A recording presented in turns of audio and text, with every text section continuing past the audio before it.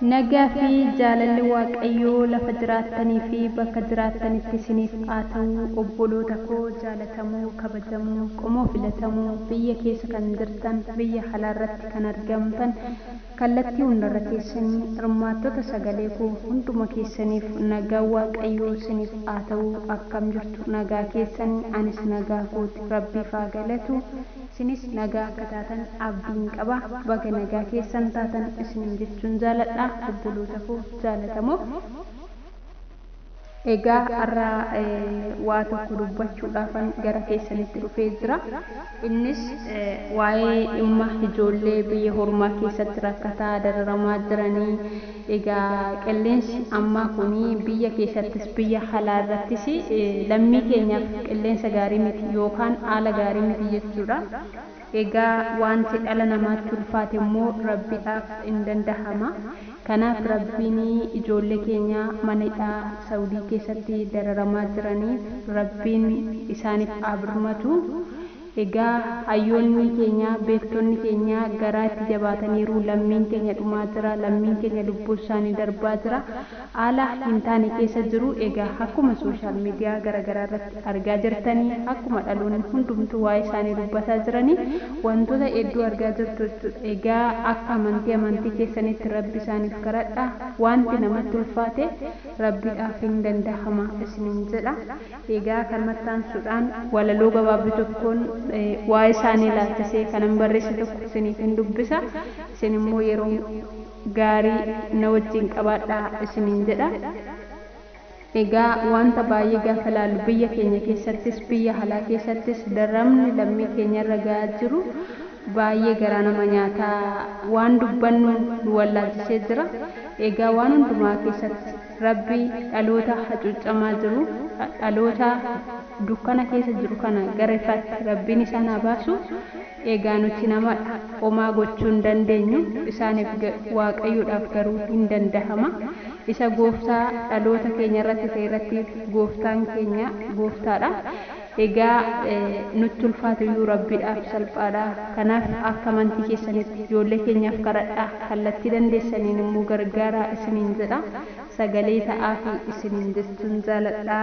Egaa gabaabumatti gara kutaa walaloo kootiin isin dabarsa. Walaloon koos akkas jedha. Turtiin keessan ana wajjin haa ta'u.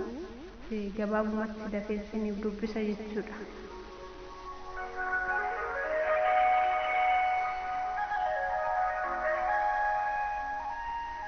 Akkas jedha walaloon koo. Anaani lammii koo hundumtuu qomoo koo, anaani lammii koo hundumtuu qomoo koo.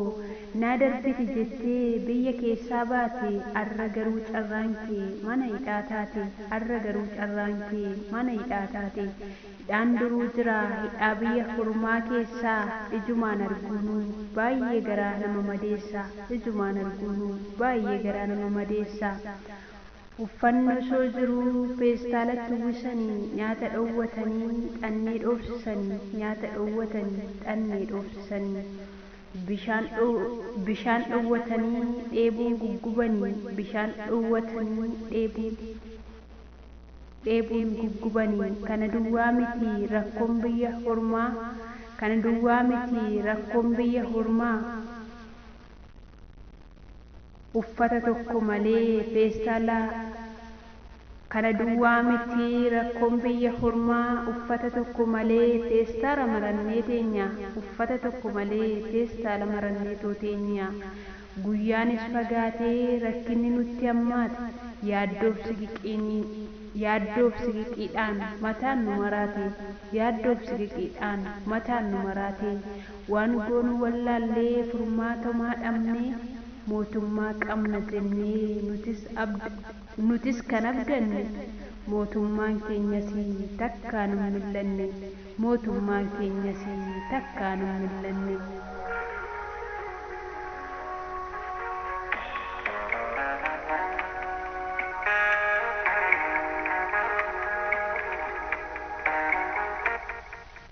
Eenyutu garaa nuuf laafa muddama keenya keessaa, eenyutu nu baasa mootummaan keenyas garaa jabeessa. Eenyutu garaa nuuf laafa muddama keenya keessaa eenyutu nu baasa. Mootummaan keenyas garaa jabeessa. Mootummaan keenyas garaa jabeessa. Eenyutu nu birmata rakkoo keenyaaf eenyuuf fala nuuf laata. Lammii koo hundumtuu qomoo koo hin callisinaa nu jalaa iyyaa hiyya dabarsaa. Iyyaa dabarsaa. Jireenyi nutti ulfaatee rakkoon nutti baay'ate. Jireenyi nutti ulfaatee rakkoon nutti hammaate. Lammiin biyya ormaas garaa nutti jabaate. Lammiin biyya ormaas garaa nutti jabaate. Karaa keessaa baanu wallaallee guyyaan nutti dukkanaa'ee. Rakkoon nutti baay'ate aamileen nu bu'e. Rakkoon nutti baay'ate aamileen nu bu'e. Nu gameera hamma nu birmadhaa hundumtuu. Qilleensi biyya ormaa takka ho'aa takka qorraan dandamachuu dadhabnee siraamikirra ciisuu. Dandamachuu dadhabnee siraamikirra ciisuu. Lafee keenya cabsee siraamikirra ciisuun. Nu birmadhaa hadaraa hundumtuu qomoo koo. Nu birmadhaa hadaraa hundumtuu qomoo koo. Laaltaniin callisinaa adaraa rakkoo koo. Laaltaniin callisinaa adaraa rakkoo koo.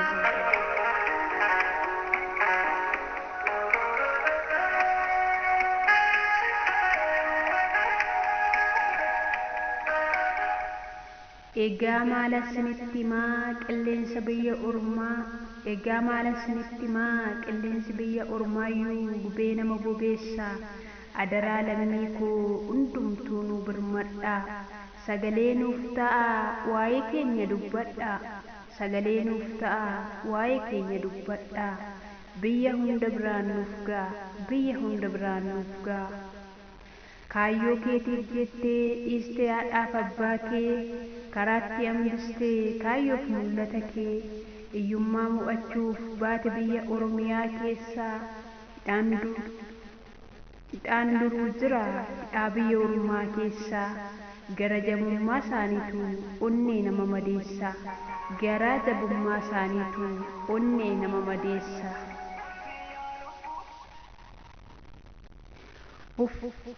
Yaa lammii koo hundumtuu qomoo koo iyya dabarsaa kan biyya halaaf biyya keessaa.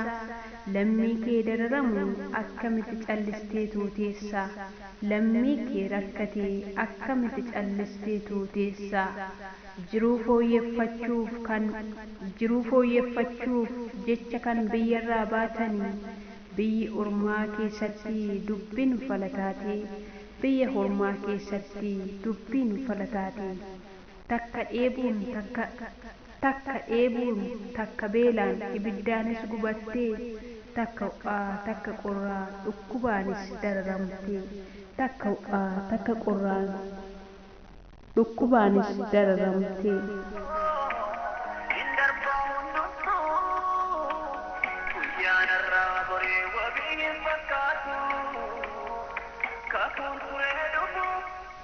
Egaa obboloota koo jaalatamoo walaloo koo xumuree jira. Hundumti keessanuu obboloota keessanii birmadhaa sagalee ta'aa fi sheer gochuudhaan wal biraan gahaa sagalee waliif ta'aa isiniin jedha. Akka amantii keessanitti immoo Waaqayyoo obboloota keessaniif kadhadhaa. Biyya keessaas biyya alaatiifis egaa rakkoon intarnaashinaal addunyaadhumti kun rakkoo guddaa keessa jirti. Kanaaf dhaloonni rakkoo keessa jiran dhaloota tokkoof lama miti. Kanaaf immoo hundi keessanuu birmadhaa fi sagalee ta'aa fi isiniin jedha. Egaa Rabbi guddaan waan hundumaa danda'a. Dhalli namaa dhala akka isaatti garaa jabaata. Inni garaa namatti hin jabaanne inni dabarsee lubbuu isaayyuu namaaf laatu Waaqayyoo bichaadha. Kanaaf wanti namni kamiyyuu rakkoo kam keessaa nama baasuu dadhabuyyuu Rabbi tokkichi garuu rakkoo keessaa nama baasa. Kanaaf akka amantii keessanitti ijoollee keenyaaf kadhadhaa. Siyaasa biyya keessaatiif illee Waaqayyoo kadhadhaa. Rabbi qilleensa kana gabnuuf haa godhu isiniin jedha. Baay'ee isin jaaladha, baay'ee isin kabaja. Ani obse kiyyaadha. yeroo gaarii turtii gaarii qabaadhaa waaqayyo lafa jiraattan hundumatti fayyaa guutuu isiniif haa kennu nagaatti.